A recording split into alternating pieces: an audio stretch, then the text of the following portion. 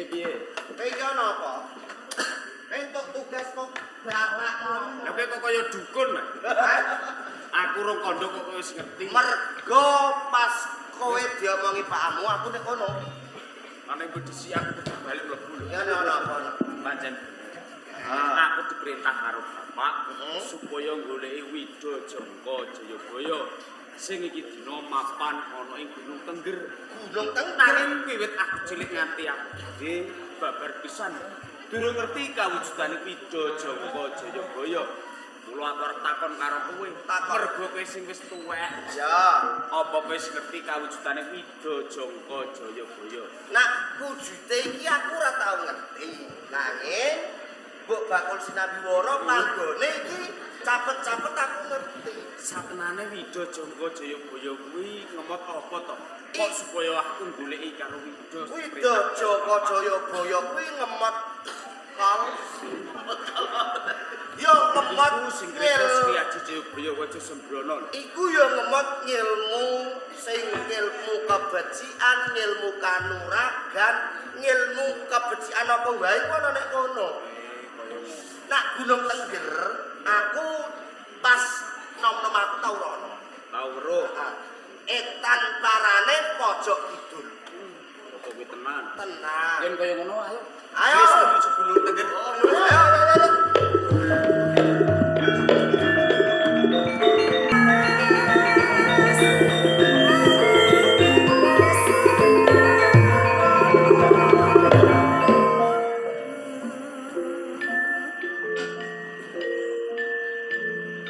Wida Jangka Jayabaya.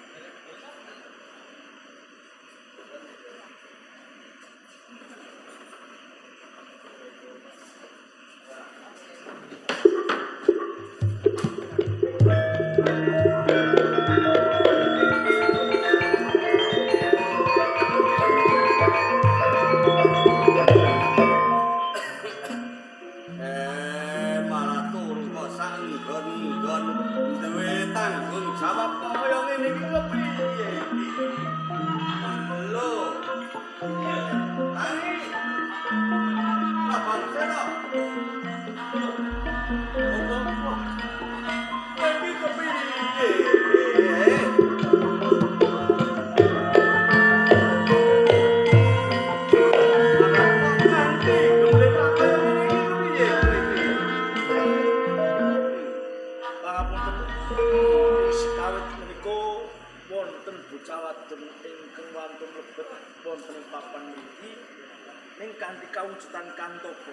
Badhe kula prawoso mboten ngertos sangkan paraning bilahi. Kula dipun limpe pawongan saking niki. Coba Wida Janga Jayabaya endi jajal? Kula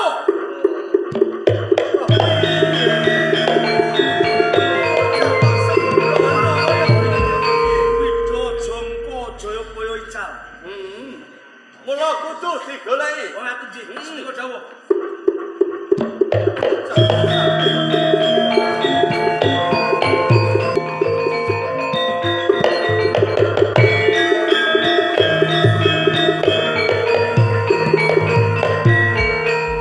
Aku mau makan ana ing sakjerone pusaka ya kok ning papan kene sing ana kowe.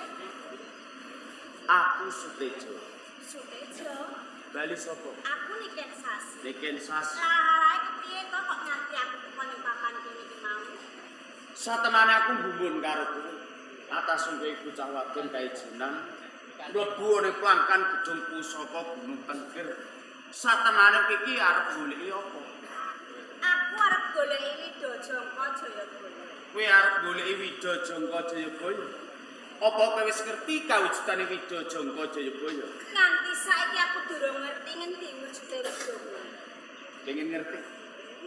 Iki kawujudan Wida Jangka Jayabaya.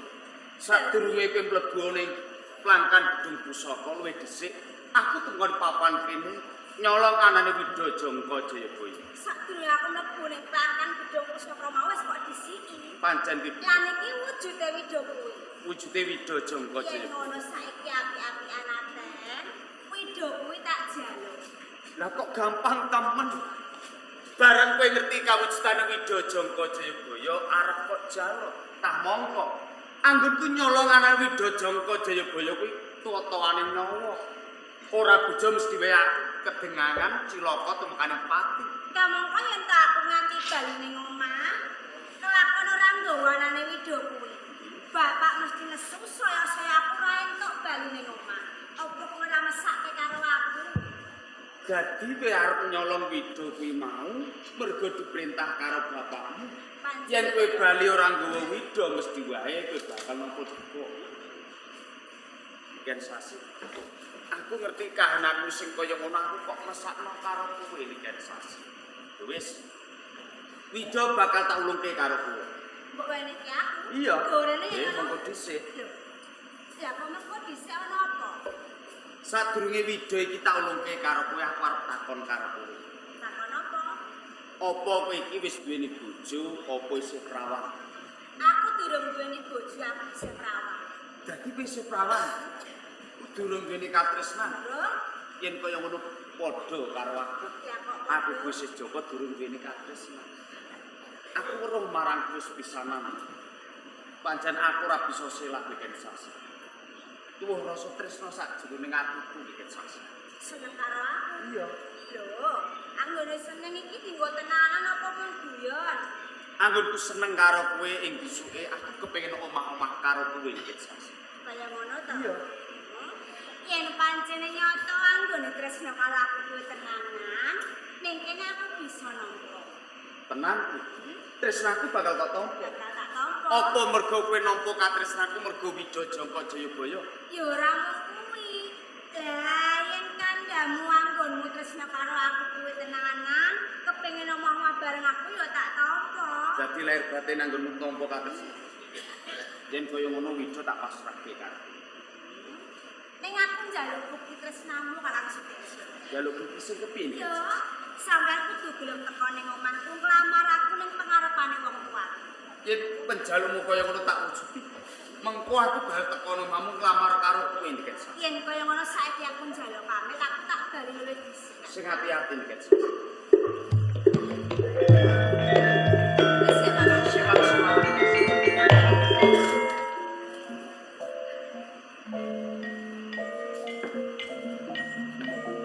Kakak.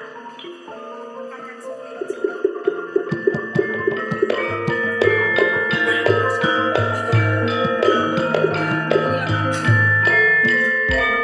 Kok dadak wis musul karo kakang satengaing alas iki arep ngopo?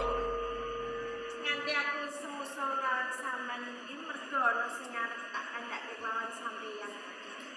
Menawa ana wigatis bakal kok blakake karo aku. Ngenteni yen aku bali teko omah rak yo bisa ora usah dadak kowe semusul karo kakek sak tengah ngalas. Alas kaya akeh kewan galak bisa-bisa mongso karo kowe. Kakang Sutejo. Senajan to ning tengah alas kaya akeh kewan kang galak, aku kira apa Kakang. Waton, ning papan kene aku bisa ketemu lawan sampean. Wis. Rumangsa wis seneng atiku lho Kakang. Rene kowe wis bisa ketemu karo Kang, banjur kowe arep kondo karo aku apa? Kakang. Aku kepengin jaga lawan sampean. Yen to ketu dino iki aku seneng karo sampeyan Kakang Sutejo. Umpama kowe iki seneng karo aku wis lumrah. Mergo wiwit cilik nganti dewasa aku karo kowe saben dinane tansah cedhak. Tansah saya dene seduluran. Mesti wae ana rasa seneng tresno kowe wis lumrah. Ora iku sing tak karepake Kakang. Banjur kepiye? Banjur sampeyan gelem ngepek bojo kelawan aku lho Kakang Sutejo.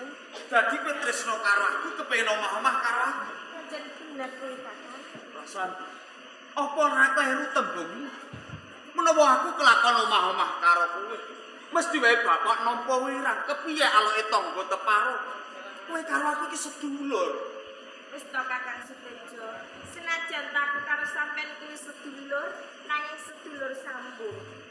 Ora apa-apa ya yen to sampeyan aku karo sampeyan kuwi dadi bojo ora apa-apa to. Mbak Santi. Sutejo.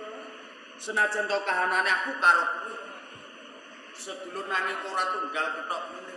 Nanging anggapku mrekoh karo kowe ra bedane karo sedulur sing tunggal kethok ngene. Wis tak anggap kowe sedulurku dhewe prasa.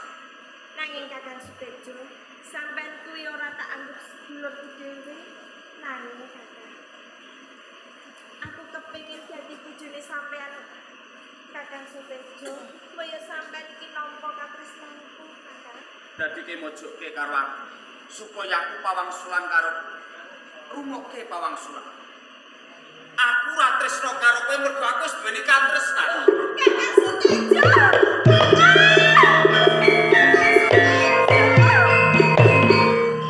Kakang Sutejo!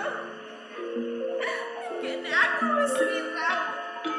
Mergo aku wis mlakukan yen aku tresno sampeyan. Nanging nyatane sampeyan ora nduweni tresno lawan aku, Kakang. Kakang Sutejo, tanpa guna aku, mergo aku wis wirang. Kae paman aku wis sedang. Aku bakal ngapus diri aku wis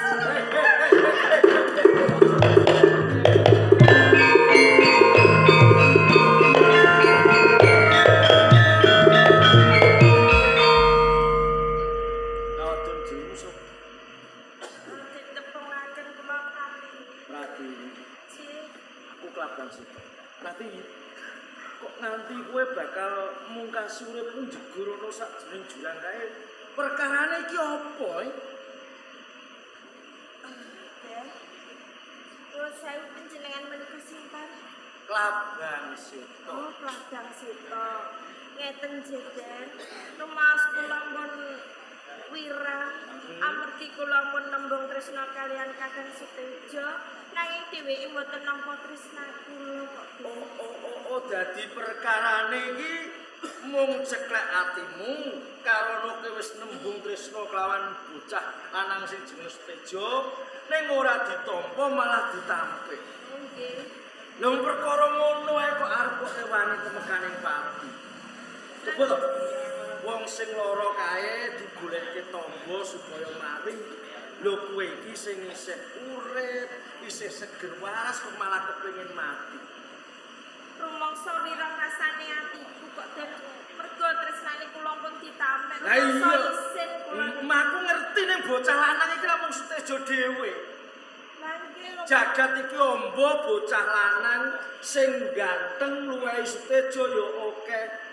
Nanging kula pun kepati-pati tresna kalian Kakang Sutejo. Alah. kok, Den. Liyane ae ono. Golek liyane. Liyane. Iya, Sinten nggih? aku. Loh. Panjenengan. Iya. Waduh. Waduh. Panjenengan niki lho ya. Kepangge wae nembe sepisan lah kok wis ngandhake seneng ketemu iki ngandhake tresno. Ben Bapak Sito.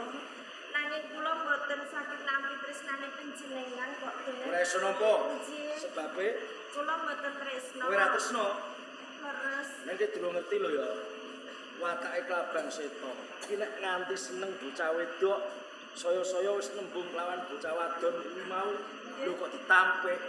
Nek nganti tumindak kasar kowe tak prawoso cilaka lho. Panjenengan Tembang ngrasake lara lho. panjenengan ampun ngendikan kados pekaten to. Lho kari kuwe gelem apa ora? Nanging sak titik wae kula mboten kados. Kesuwen iki.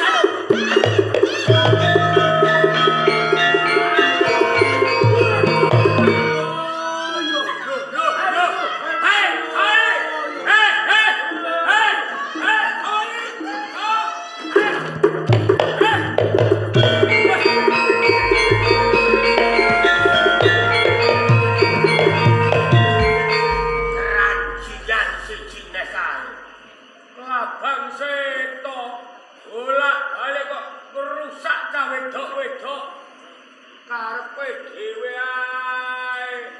Sapa neh sing dadi korbane sapa neh iki mau. Lah dalah aduh.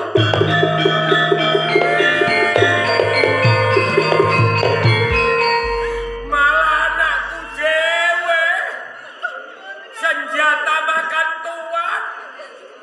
Walah nyuk malah kowe dadi korbane Klabang Seta. Kowe iki bocah perawan rupamu ayu. Bapak wis tuwa nek menawa besok kowe kepenakno bapak. Kok saiki malah kowe nasibmu kaya ngene. Mati aku. Wis iya. Wis aja nangis.